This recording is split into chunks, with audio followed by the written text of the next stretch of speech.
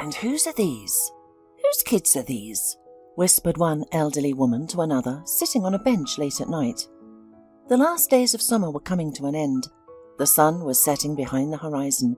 Birds were chirping, and music could be heard in the distance, possibly from a cafe. And here, on a bench under a shabby 5-story building, were sitting 2 elderly women, the main gossips of this block. They always smiled and said hello, but behind each other's backs, they often gossiped and said nasty things about everyone. "So that's Casey Kramer. She has 4 kids. Did you hear that they are all from different men? Young people are so reckless nowadays," said one of them. "Nah, Casey's married, and she has a child with her husband, I think. Well, I don't know for sure, of course. And then she took in 3 more kids when her friend died in an accident." "Really?" the other neighbour gasped. "Yeah, she felt sorry for the kids and took them in. Her apartment is fairly big, but with 4 kids, it's still cramped. And the oldest one is graduating from school this year. He's going to college." "Which one is hers?" "The youngest one. I know her friend was older than Casey." "All right, be quiet, she's coming." At that moment, Casey was already close enough, and of course, she heard everything. Should I say that it's none of their business? Although, why waste time and energy on it? Casey thought, and she greeted the elderly women with a gentle smile. All her children also greeted them. They entered the building and started climbing the stairs. The first to go was Erica, the eldest daughter of the late Maya. Casey followed, holding the hand of her son Troy, who was almost 4 years old. He had curly black hair, an exact copy of his father. Behind them, Maya's middle son Sam and her youngest daughter Julie weaved through the stairs. Casey herself was dark-skinned, petite and beautiful. Men often looked at her, but her husband Louis paid no attention to it, just like he paid no attention to his wife. Casey and Maya were not just childhood friends. Their bond was more like that of sisters. Maya and Casey were the only children in their families. No brothers, no sisters. There is no one to stand up for them. Maya was older and always protected her friend, defended her, and supported her. Once, Maya saved Casey's life. Casey was pushed off a bridge by some boys, not knowing that an 11-year-old girl couldn't swim. She had never been taught, because her parents simply didn't have time for that. They were always busy with arguing and earning money. Casey found herself in the water, and Maya jumped in without hesitation. She didn't even remember that she had just been discharged from the hospital after being bitten by a dog and needing 15 stitches. Maya pulled Casey to the shore, but her wounds got infected, and she ended up in hospital with sepsis. She was barely saved. When Maya finished school, she moved to the city. From that point on, their communication became less frequent. They still called each other, of course, but now a different adult life had begun for Maya. There was a 4-year age difference between the girls. Maya got pregnant early, while still in college. Casey supported her as best she could. It was a difficult period. Her boyfriend, David, didn't want to marry her. They constantly argued, and Maya cried a lot. But things eventually got better, and they got married. With time, Maya and David had 3 kids. The woman had gained a little weight after childbirth, but she was still a true beauty. David loved her, even though they argued over trivial things. That's just how they were. Casey was a frequent guest at their house. It was David who introduced her to his best friend Louis. They started dating and then got married. Casey couldn't have gotten pregnant for a long time, but nevertheless their long-awaited Troy was finally born. The day David and Maya had an accident, Casey was left to look after their children. They were on their way to choose new wallpaper for the nursery. Maya insisted on a calm beige colour, while David argued for something bright, since it was a children's room. David wanted to bring the children with them, believing that seeing the bright wallpaper would make them take his side and prevent Maya from arguing. They were from that couple that was always fighting. However, whenever Maya was upset, David would lift her in his arms and spin her around, helping her forget her troubles and sorrows. This terrible morning, Maya and her children had already gotten into the car when suddenly their youngest, Julie, began to cry. "She has a sore throat. Let her stay home," Maya frowned. Sam, who adored his little sister, asked, "May I stay home too? I don't want to go and choose wallpaper. It's boring." Maya looked questioningly at her oldest daughter. "Okay, Mum, I'm staying too," Erica replied. Maya smiled with gratitude, promised to return quickly, and together with her husband drove away. At that time, their kids couldn't have imagined that it would be the last time they saw their parents. Maya and David died instantly in a car accident, just 5 minutes before reaching the store. The children were devastated with grief. When all three of them cried while looking at their parents' graves, Casey made the only decision that felt right to her. "I'll take them. They won't go to an orphanage." "What? Are you crazy? 3 at once? Take the oldest at least. She can help," her husband told her. "Why are you so heartless? They lost their parents. Their whole world has fallen apart. They shouldn't lose each other. And by the way, David was your best friend." They had been quarrelling for the whole week, and in the end, Casey started collecting documents without her husband's clear permission. The guardianship authorities met her request and placed the children under her responsibility. Louis's apartment felt spacious when there were only 3 of them, but with 6 people, everything changed. Louis often argued with his wife and couldn't contain his irritation.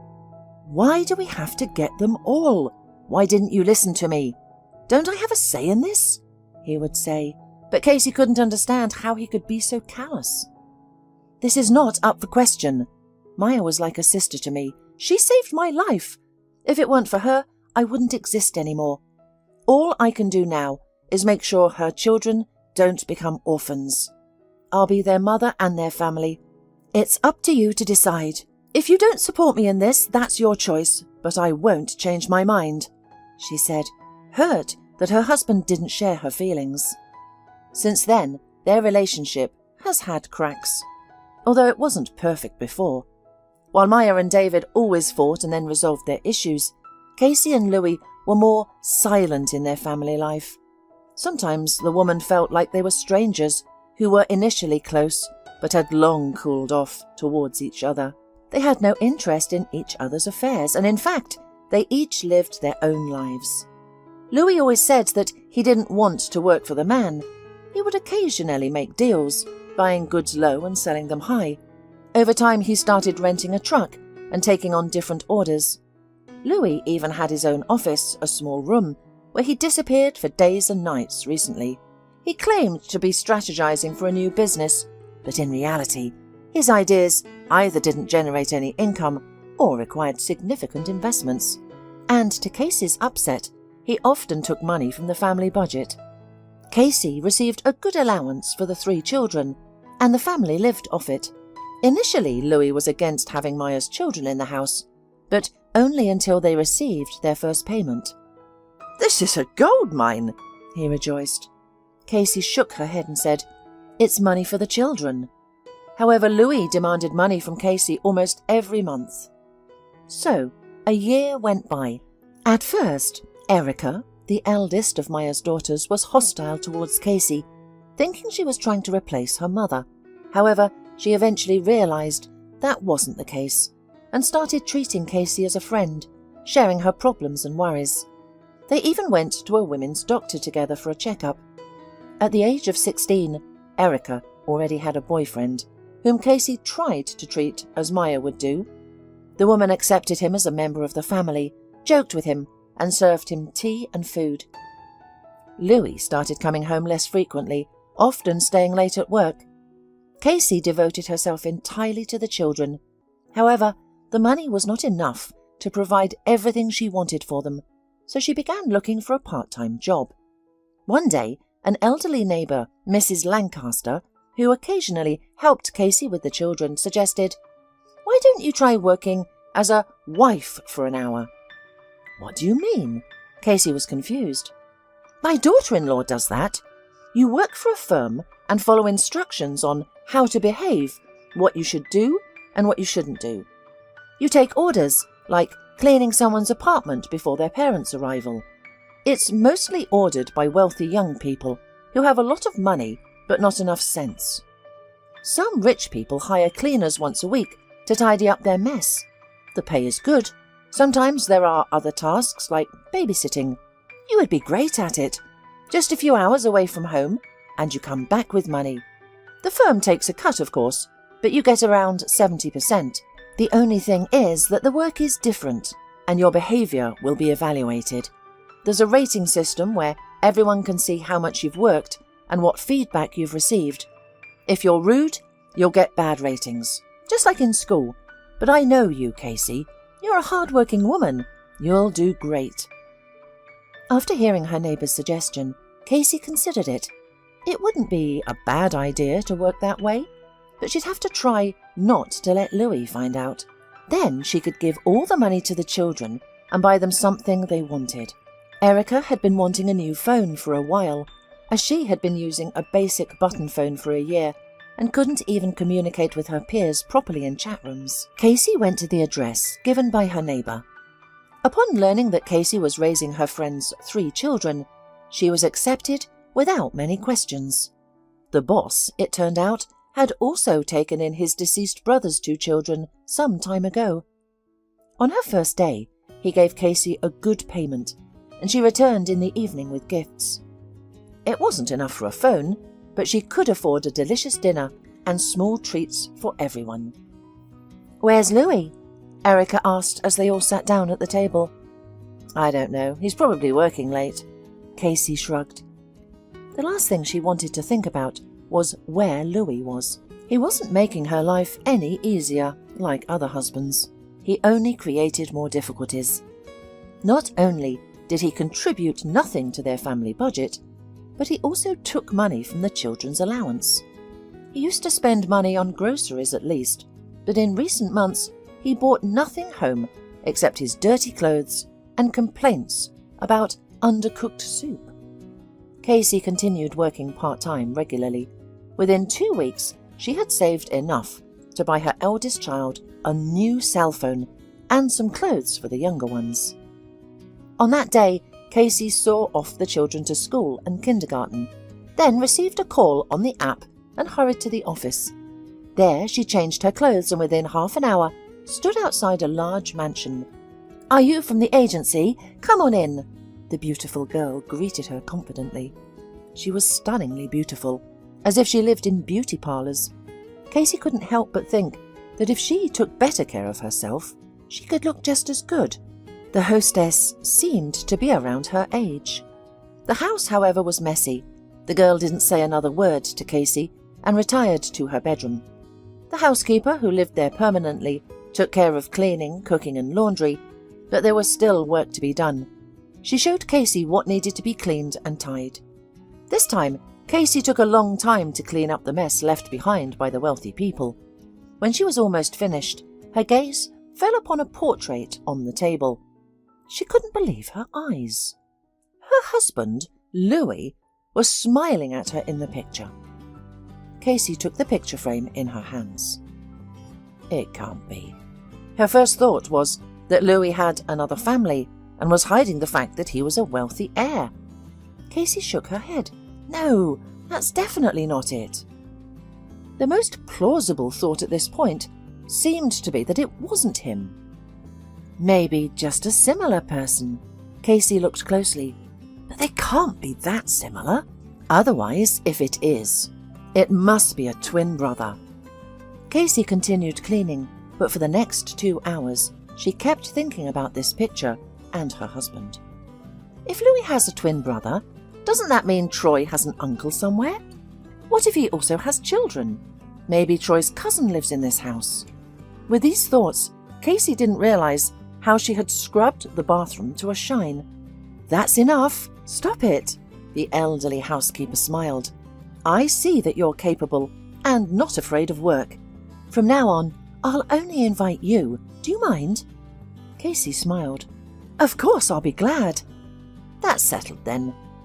Casey left her contact information, and as she was leaving, she glanced at the portraits, asking, "And who is the man in the photo?" The housekeeper pressed her lips together.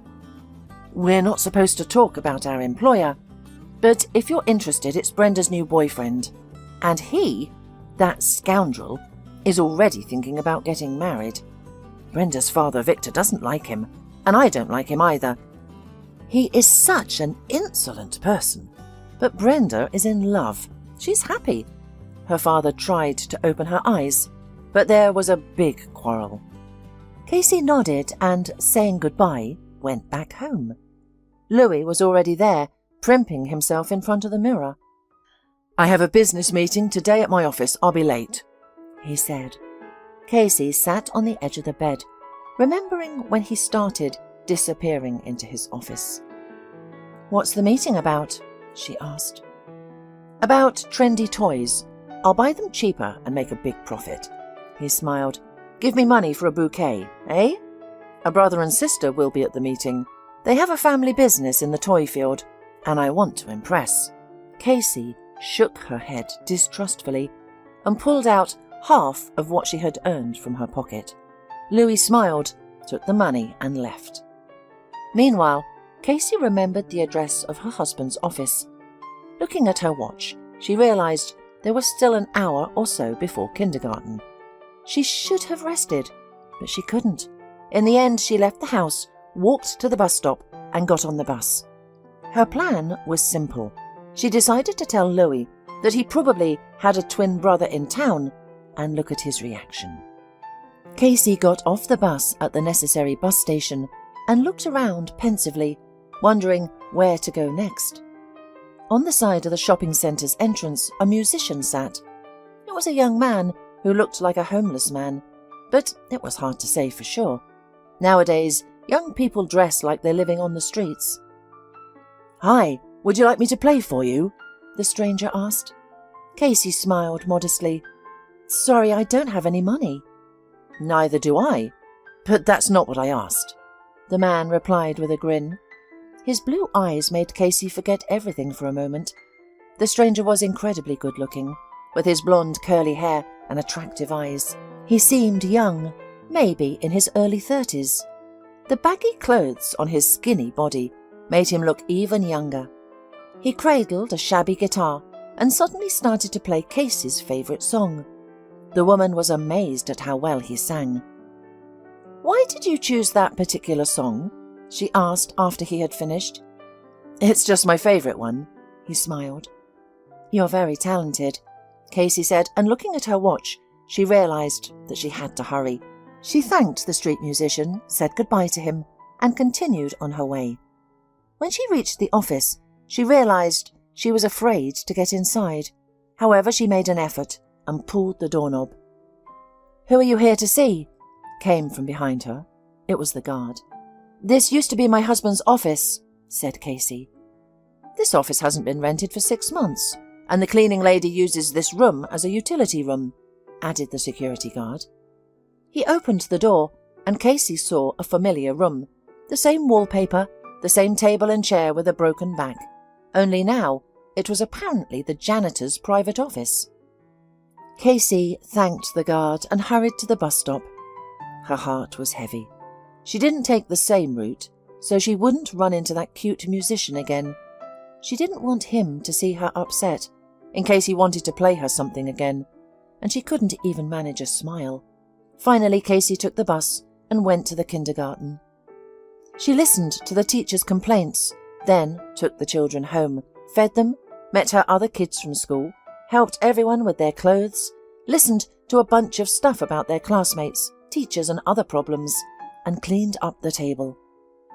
"Let me wash the dishes and you go and relax. I will take care of the little ones. You look upset," Erica said. Casey was pleased that the girl had noticed that something was wrong with her.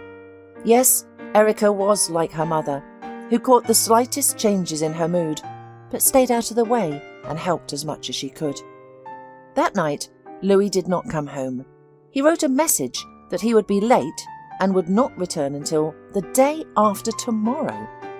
He made up a story as if his new partners offered to show him their new warehouse in a neighbouring state, and he accepted. A stupid lie.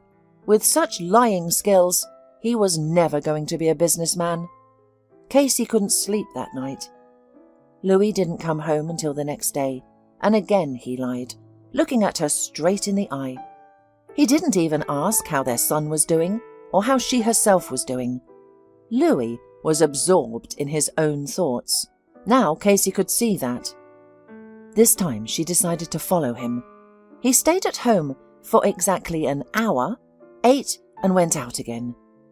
Casey was so worried that she didn't take a new order, but went to catch the cheater in the act.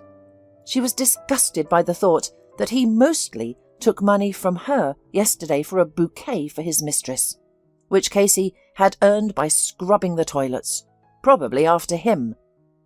When she saw Louis enter that very house, she was out of breath from shock. Brenda met him at the threshold and threw herself around his neck. "Yes, I don't greet him like that," Casey muttered under her breath and took a quick step forward. The door was unlocked. Casey entered the house and saw Louis and Brenda on a sofa in the luxurious living room. This very couch was the one she cleaned of dirt yesterday. "How could you?" she blurted out. Louis, seeing her, was taken aback. "What do you allow yourself? You're our new cleaning lady, aren't you?" Brenda asked firmly, not realizing what was going on. "Yes, I am your cleaning lady, and next to you is the cleaning lady's husband. My husband. Legitimate." "Brenda, darling, I'm sorry. I'll explain everything to you." Louis tried to justify himself. "We have a child together. What kind of person are you that you're meddling in someone else's family?" said Casey to Brenda with indignation. "Sort it out yourselves," said Brenda, leaving the room. Casey did not hold back, grabbed a vase from the table and threw it at Louis. He had to dodge sharply, and the vase shattered on the tiles. Casey felt like a clown in the circus. Suddenly, all her anger left her, leaving her with only bitter regret. She approached her husband, looked for a moment into his eyes, and then slapped him so hard that he even shrieked. Then she silently turned around and walked away. "I'm going to divorce you. You're crazy. You can't control yourself," he said into her back. Casey cried and couldn't stop all the way. At the entrance, she was met by the same neighbour who had helped her with the kids. "What's wrong? Come on, I'll give you some chamomile tea. It's soothing." "Chamomile relieves inflammation. Valerian can calm down," said Casey, sobbing. "Yes, dear, you know everything. Let's go." 10 minutes later, Casey held the tea with chamomile and valerian in her hands, but couldn't calm down as she recounted what had happened. "What are you going to do?" asked Mrs. Lancaster after hearing the whole problem. "I'm going to pack my things. I don't want to stay under the same roof with this. The tenants just moved out of Maya's apartment. I was planning to find new ones. We were going to rent it out until the kids grew up. But now, I'll just move in with them." "Won't it be hard on the kids? They used to live there with their parents," asked the neighbour. Casey thought for a while. "You're right. But I'll redo everything there. I'll buy new wallpaper, as Maya wanted, and then we'll move." Casey took on this plan. She rearranged the furniture, removed the old carpets, and changed the wallpaper in one of the rooms. It took her 2 days. She didn't stay at home during that time, and the children were at Mrs. Lancaster's. "Everything is ready. The things are packed. We can move," Casey said when she had finished her little repairs. To tell the truth, she was literally exhausted, with no money left. Cleaning had always calmed her down, but the work she had done in the last few days had taken a toll on her body. The next morning, they all moved to the new apartment, but that same evening, Erica called an ambulance for her. Casey felt sick and fainted. At the hospital, she regained consciousness, but the doctors insisted on an additional checkup, and the ultrasound showed something completely unexpected. As far as we can see, there's nothing threatening to your pregnancy, but you must take care of yourself. Fainting may be a symptom of overexertion, so you need to think about your health." Casey was shocked. That was the last thing she needed. She already had 4 children and a husband she only wanted to divorce and never see again. What should she do now? Casey asked the doctor to let her go home, saying she needed to think about it. On the one hand, she wouldn't be able to handle a 5th child mentally, physically, or financially. On the other hand, she would never get rid of the baby, even if she lived on the streets. She wouldn't hurt the unborn miracle that was part of herself. No matter what Louis did, the children were not to blame. Troy was Casey's happiness. Maya's children had become her own. Casey told Mrs. Lancaster everything over the telephone. "Oh, when I was young, I committed such a sin. It was difficult to do it then. After that, I was treated for a long time. And today doctors do everything well, so there will be no health problems later. Are you sure you don't want to do it? Honey, think twice." Casey shook her head, her thin fingers holding her smartphone with a cracked screen near her ear. "No, I've decided I'm going to have the baby." That same day, Casey informed the children that they would soon have a baby brother or sister. "But you're not our mum," frowned little Julie. Casey smiled. "Of course I'm not your native mum, but I love you like family, and you are all equal to me. You are all my children." "Then I want a little sister. We'll be playing with dolls together." Julie squealed with joy. "No, let it be a boy. I already have enough sisters," Sam replied. Since that conversation, Erica hasn't allowed Casey to carry anything heavier than a glass of tea. She took care of her, as perhaps no one had ever taken care of her before. Casey even wept with emotion, although the hormones were probably to blame. Casey began to work harder. She wanted so much to buy everything for the new baby. A good crib, some toys. Louis refused to help his son Troy and Maya's children, even though he was their official guardian. If it weren't for him, Casey wouldn't have been given 3 children. "I understand that your paternity over Maya's kid is just a formality. I promised you that I wouldn't hold you responsible for them. But you're Troy's father, and I'm pregnant with your child. We need money to pay for daycare and utilities." "Pregnant? With my child? That's nonsense. And don't you dare call here again, you extortionist. The child is not mine, do you understand?" In fact, Louis was afraid that Casey would ruin his relationship with the wealthy woman, as he had a serious crush on her father's fat wallet. Casey deeply regretted that she had told him about her pregnancy, but she had no other option. She needed money. So she started taking on 3 or 4 orders a day, working tirelessly. After a week of this grueling schedule, the bleeding started. It happened in the afternoon, when the children were not at home. She lost consciousness on the way to the hospital. When she awakened, the doctors told her the sad truth. "Your life is no longer in danger, but you will stay with us for a while. You will still have the ability to have children in the future, but this time, I'm very sorry." These last words pierced Casey's heart like a sharp knife. "I lost a child?" she exclaimed in horror. "Yes, you had a miscarriage due to overexertion. You had internal bleeding, but you were brought to the hospital just in time," the doctor explained. Casey stared at the wall, lost in her thoughts. It was nighttime, and she had been crying all day and night. Erica visited her every day until the doctor said she could go home. "Don't worry, I've already told everyone that there won't be a baby yet. You don't have to say anything to anyone." Erica expressed her anger. And when Casey confided in her about Louis' cheating, his refusal to help, and his words about the baby, she added, "It's all Louis' fault. He is such a jerk." "Thank you, Erica. I would have cried if I had to tell them myself." They wanted the little brother or sister so badly. "It's for the best, Casey. You will have children, but with a normal man, not that traitor." Casey returned home, and the children gathered around her, eager to share their news. Troy climbed into his mother's arms and asked, "So the stalk with the baby is delayed?"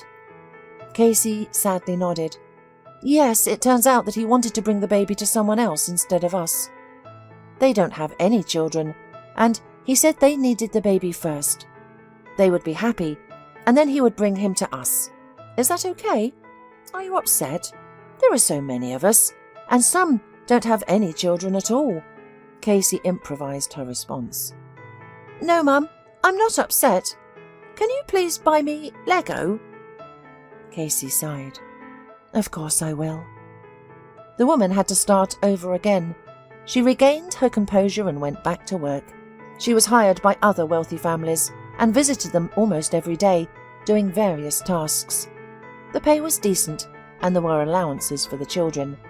Casey managed, and life went on as usual. One day, Casey encountered the street musician again, the one who played the guitar.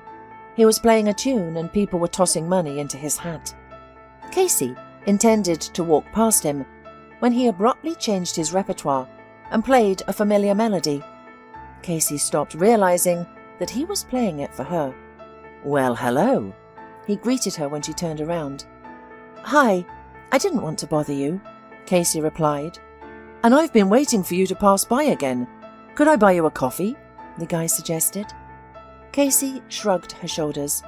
He appeared rather shabby, but his face was cleanly shaved, and his manners betrayed him as someone who, if not aristocratic, was certainly not a tramp.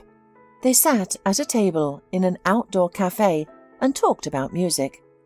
It felt like magic. Casey didn't know him, but for some reason, she wanted to spend time with him, even just half an hour of freedom, to do what she wanted, not what she had to do. His name was Adam. He was funny and shared stories about the street musicians he had met. Casey laughed wholeheartedly. "Maybe I'll see you again?" he asked. Casey realized that the man didn't quite know the situation he was getting himself into. She sighed. "I have 4 children, Adam." "Great! Bring them here tomorrow. I want to meet everyone." "And you surprised me. I actually thought you were not even 18 yet." Casey smiled. "You're a flatterer.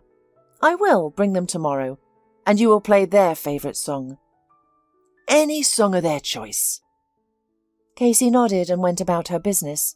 She was smiling that evening, and it made her soul feel a little brighter.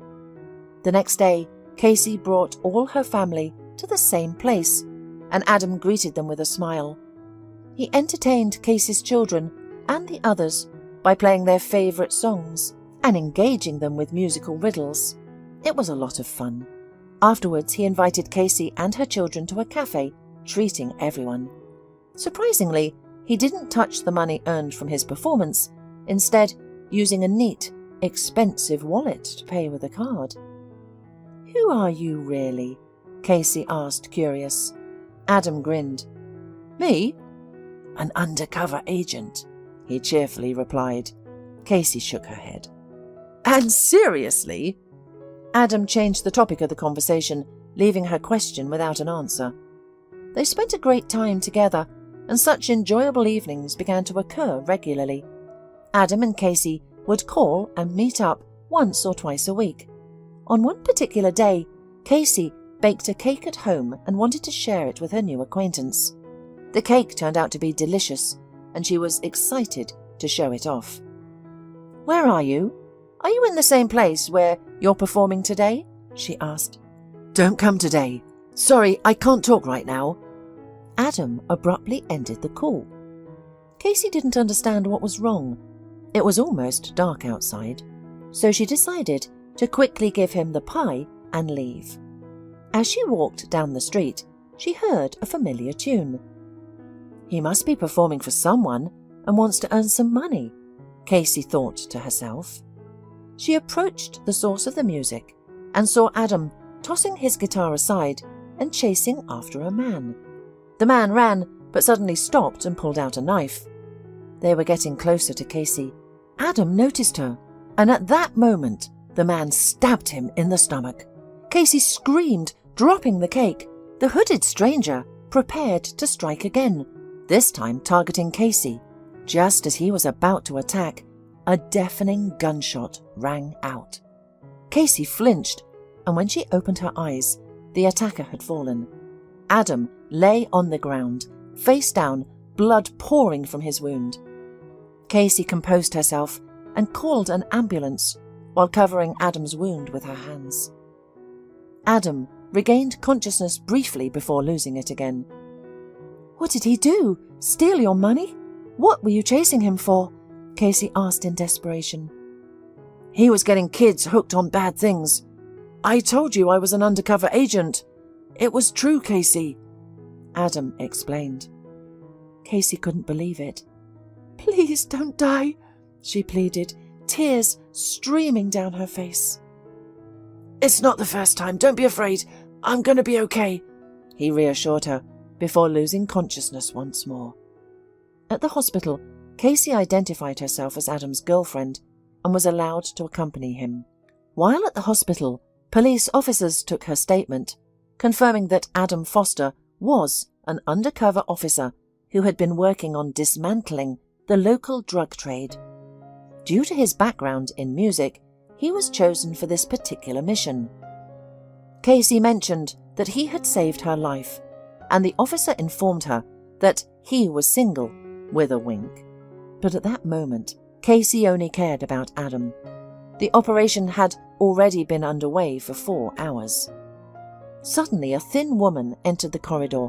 She approached them hurriedly, and Casey assumed she must be a relative of Adam's, since he wasn't married. "What's wrong with him?" the stranger asked. Casey looked up and was stunned in shock. It was Brenda. "You?" Casey said, horrified. Brenda's expression changed. "I don't care about you. How is Adam? And why did you come here?" Casey stared at her ex-husband's mistress in disbelief.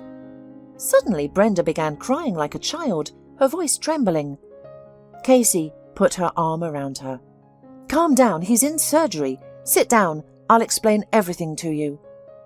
Casey guided Brenda to a chair in the hospital corridor and proceeded to tell her how she had met Adam and what had transpired since then. "And I'm his sister," said Brenda after Casey's explanations. "Adam and my father never got along. Dad, he's in business, and Adam is too honest for that. He likes order and justice. So he joined the police, left home and never took a penny more from our father. But he opened an account, which gave him access to it anyway. I don't know if Adam uses it, and I'm like between 2 fires. My mum died a year ago, cancer. Dad was inconsolable. He asked Adam to take over his business, but he wouldn't do it. But in fact, he just wanted his son to come home. Our dad feels lonely. He doesn't know about Adam's injury yet. I haven't told him. If anything happens, I just won't get over it. And neither will Daddy." Casey tried to calm Brenda, and all the anger at her went away. It was the 5th hour of the operation. "You forgive me," she said. "Louis said that his wife was cheating on him, that she made him to adopt other people's children. He said so many bad things about you. That's why I acted the way I did." "Louis loves money, Brenda. I'm sorry, but you won't like what I'm going to say right now." Casey told her how Louis did not like to work, how he didn't want to accept his best friend's children, but he lived on their allowance, and how he asked her for money for flowers for Brenda. The young woman listened in silence. "I had a failed romance before Louis, and then I just lost my head. He surrounded me with care. No, I'm not stupid, and I noticed that he cared about my position. But I was really desperate at that time. The fact that he was married didn't bother me. I mean, he said that you weren't living as husband and wife anymore." Casey shook her head. "At the time I made the scandal at your house, I was pregnant. I haven't had a single man in my life except him." Brenda rounded her eyes in shock. "But we were already preparing for the wedding. He swore he didn't live with you and slept over at a friend's house." Brenda shook her head. "My whole life turned upside down today. If my brother doesn't quit this damn job, I'm going to kill him myself," she blurted out and started to cry. "He won't, as far as I've gotten to know him," smiled Casey. "Yeah, that's for sure." At that moment, the doctor came in and said that the operation had been successful, and that if Casey hadn't turned Adam over and clamped the wound, he wouldn't have made it to the hospital.